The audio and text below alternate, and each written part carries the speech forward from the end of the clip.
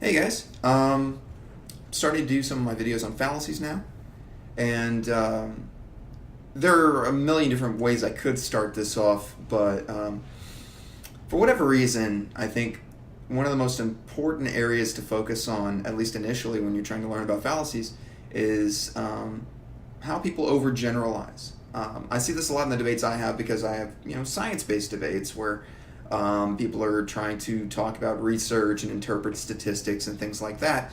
And so they inadvertently commit a lot of different fallacies relating to either a lack of information or an inability to interpret properly the information they have. And so there are several different fallacies related to this, and I won't get into them all, but there's a kind of class of them often called generalization fallacies or faulty generalizations, right? And I don't want to go through all of them, but a few to think about, and I'll include a link to more under the video in the description probably. But one you get is something called a false analogy, right? And this is basically where a person tries to compare a couple of things or people, phenomena, whatever, a couple of ideas, and the analogy is weak because just the two things being compared are not as similar as the person making the argument makes them out to be, or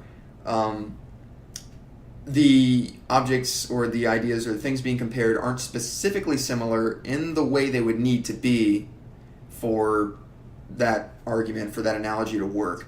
I'm stealing some of these shamelessly from places like Wikipedia, so I can't take credit for this, but I think it's a great example, right? In terms of false analogy. One of the best ones is like the model of the solar system. You see that compared to an atom, right?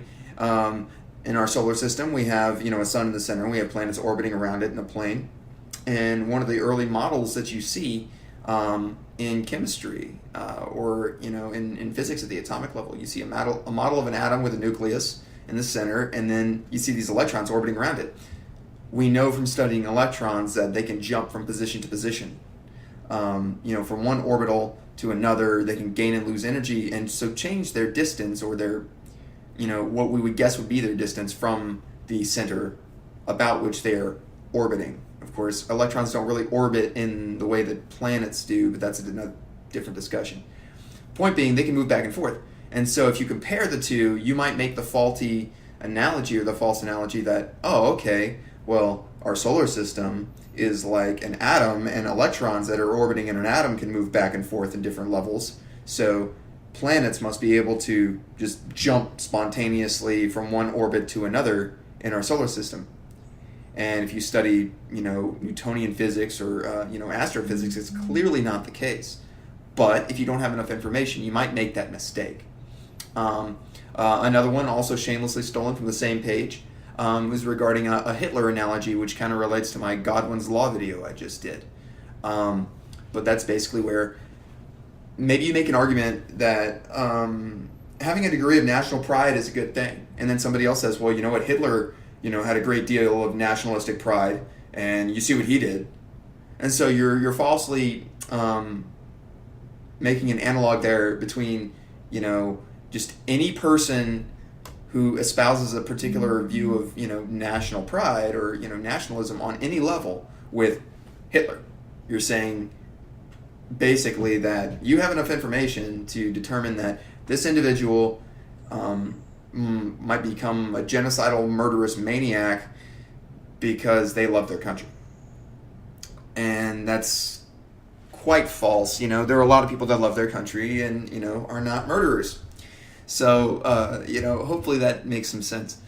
So that's one analogy, or one fallacy rather, the false analogy, right? And that's one that I see a lot in the kind of debates I have where people are talking about health effects of a particular chemical or nutrition or diet or medicine. I deal with a lot of stuff involving human health, and so this comes up a lot.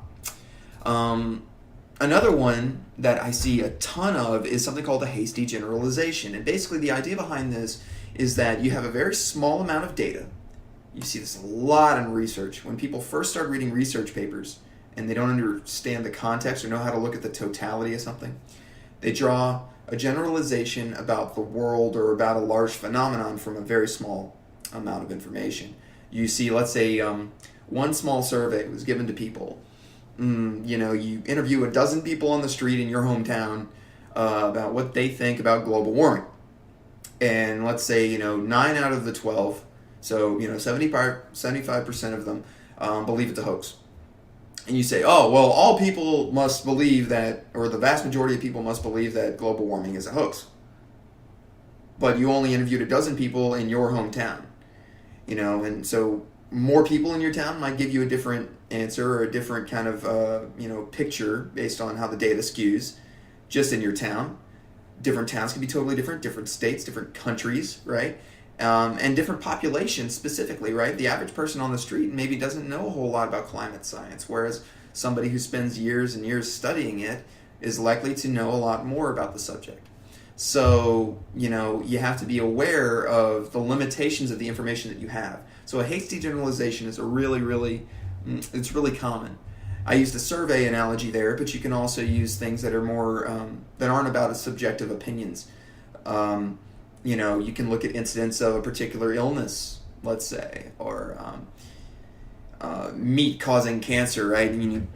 If you look at a very small sample that, where you have people that ate tons of meat, and maybe they had a higher incidence of cancer, that may have, on its face, it may appear to be an indication that meat causes cancer. But, what if all those people were, just overeating in general? And maybe it's overeating that leads to it.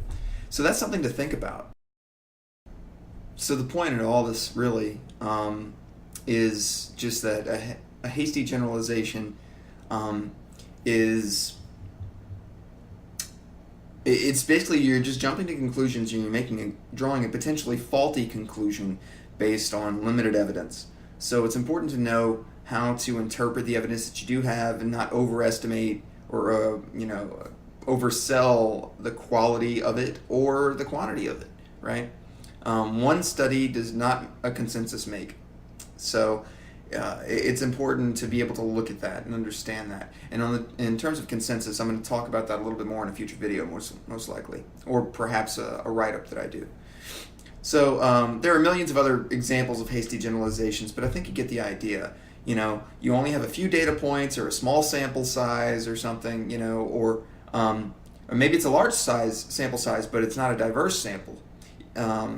So you could do that too. You could test 50,000 people and get the exact same result for all of them. But if there are 50,000 people that all have, type 2 diabetes, then if you're doing a health study, that may not be indicative of what the whole population is like, right? So just be careful with that, And when I debate people, I try to call them out on that, and I expect them to hold me to the same standards too. Call me out if I jump to a conclusion when I shouldn't. And then finally, the third one I want to focus on, and really doesn't take a lot of time at all, is cherry picking, right? And sometimes cherry picking leads to or helps a person to make a hasty generalization. Cherry picking just means basically that you're including information or data. It's used a lot with research. You're including evidence that you agree with, and you're throwing out stuff that you don't. For instance, if you're trying to make a case that, say police brutality is, a horribly rampant crime, just all across the country, and you point out, a number of instances where it's occurred, you may be cherry picking if you're only looking at areas that have excessive amounts of, political strife, or just high crime rates in general, and maybe you look at a few towns that tend to have these issues, but maybe the vast majority of towns don't. Now, I'm not making a definitive statement about that. I'm just using this as an example.